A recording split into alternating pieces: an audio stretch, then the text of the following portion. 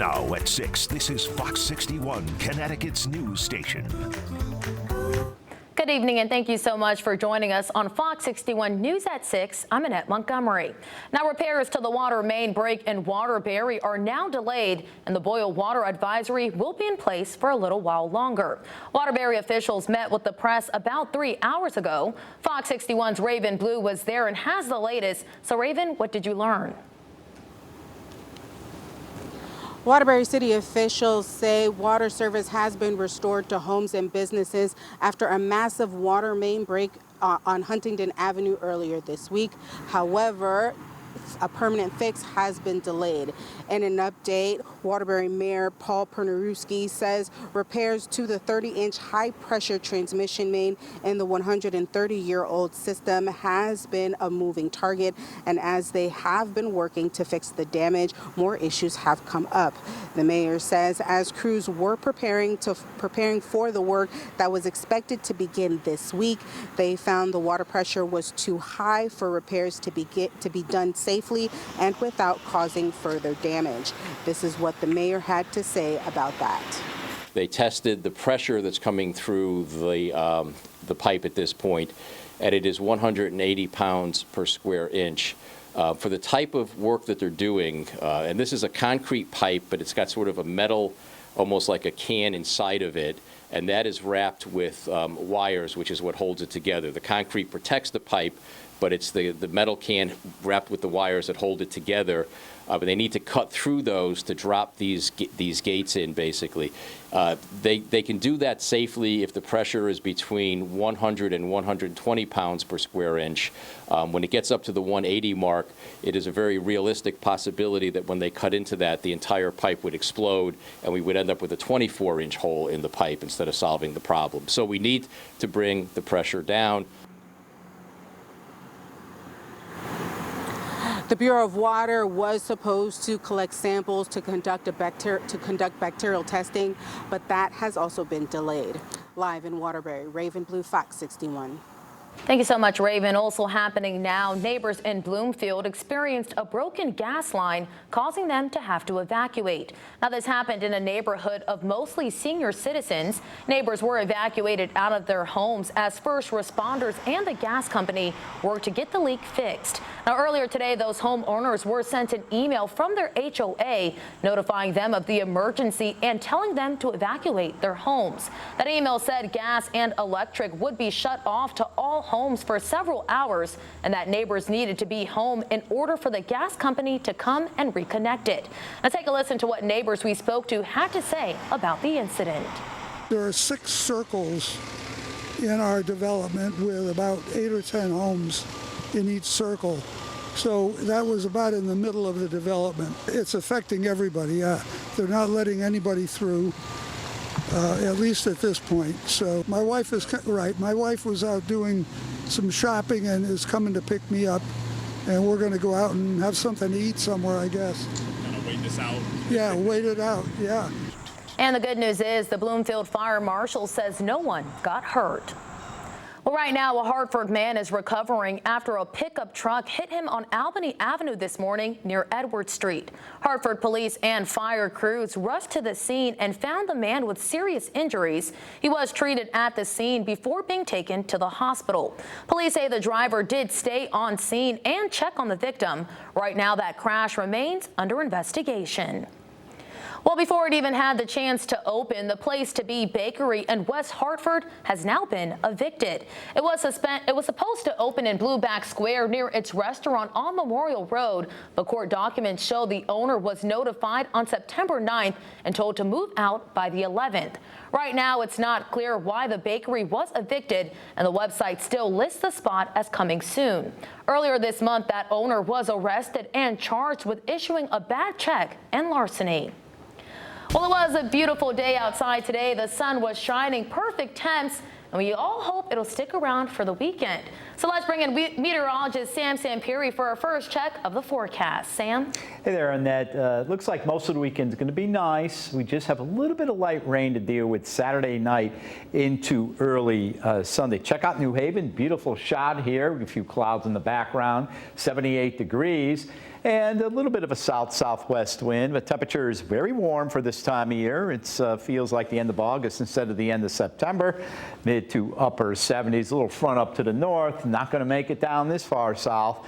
We'll keep the warm air in place through the weekend and actually into a good portion of next week. Overnight, mainly clear, cool and comfy. I'll call it mild and comfy for the time of year. The Big E and the Durham Fair's going on. Yeah, we're going to be fine both days. It'll just be late at night, say between midnight and 6 in the morning, some light rain showers, and that's about it. A lot of it could be confined to southern areas as well. That Friday should say Saturday, mix of sun and clouds, and temperatures will be averaging into the 70s and near 80 again. Coming up, I'll detail that little bit of rain. We'll talk about Sunday and next week and the tropics. Annette?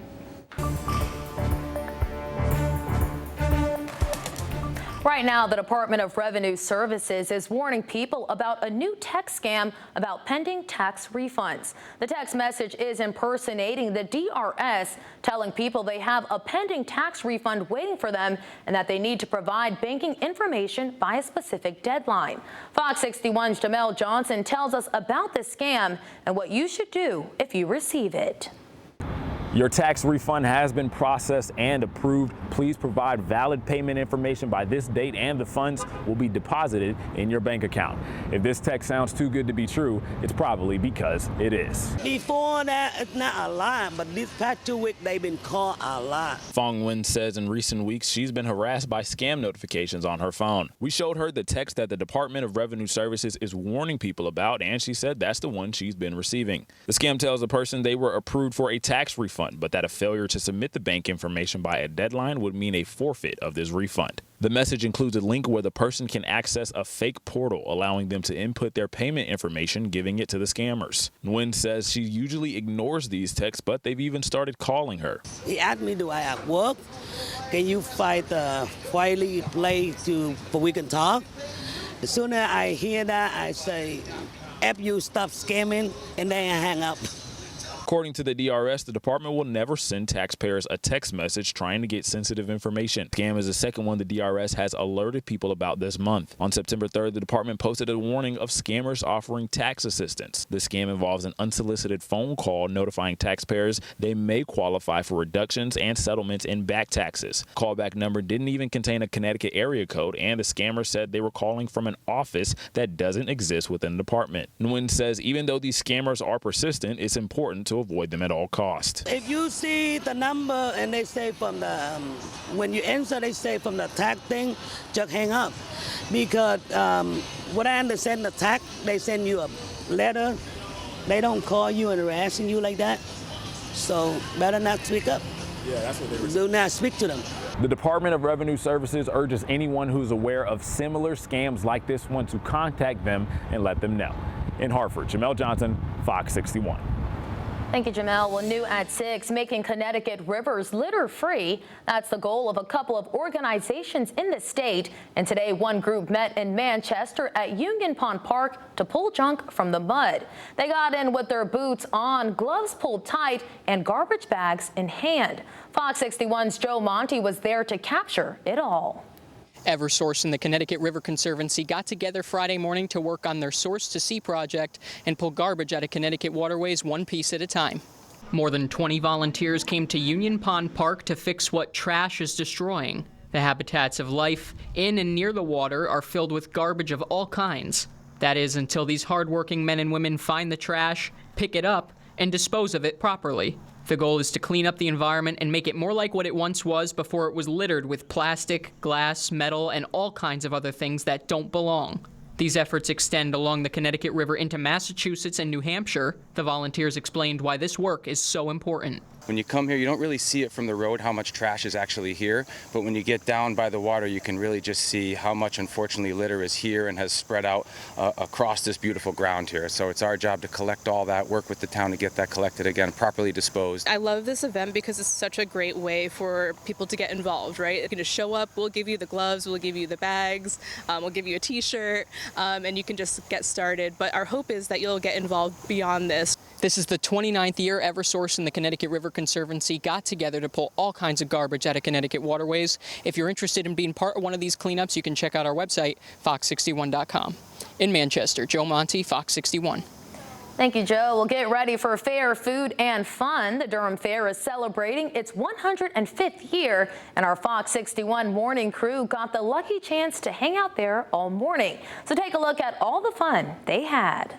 It's a beautiful day, and the cows are mooing at the Cow Palace. And I want to introduce you guys to my new co-anchor, Brendan Mackey. Hello, everyone. We have definitely had a day today. Yes. All right, check it out. The Cow Palace has dairy and beef cattle, and we have them all on display, and then we show them, and later today will be the beef show. Yeah. And then tomorrow's the dairy show. What do you think draws people in here the most? Well, this is one of the bigger local fairs, so there's more competition. The smaller fairs, the kids will show them all season, but here, if you get a blue ribbon at the Durham Fair, you can brag. We are now at the President's Hall, and we are here with Megan Boyles, who's got the coolest title of all time, Superintendent of Baking. So a lot of eating going on in this place. A lot. We end up sampling over 500 exhibits every year, so yes, a lot. We decide 14 categories every single year, which people from 68 towns and 4 states this year decided to join us and compete with. My husband and I held the Durham record for about 15 minutes with a 2,074.5 pound pumpkin. Wow. And then it was broke by our winner this year with a 2,181 pound pumpkin. Wow. What goes into crafting these giant pumpkins? A lot of patience, a lot of water throughout the season, and then we just listen to the plant, and what the plant tells us that the pumpkin needs is what it gets. We have moved over to the midway part where a lot of the games are and rides are. We're going to chat with some young ladies who have a large part in putting this all together. It's really cool to see like the behind the scenes and what goes on and how much is put into the fair, and we have so many good memories here, so it's really cool to see how that was all put together. Well, how about that for our first day? I milked a cow, ate some yummy food, played some games, and now we got a slide. Yes, the Durham Fair wraps up this Sunday. Come out and have some fun. All right, ready? Ready? 3, 2, 1. Woo!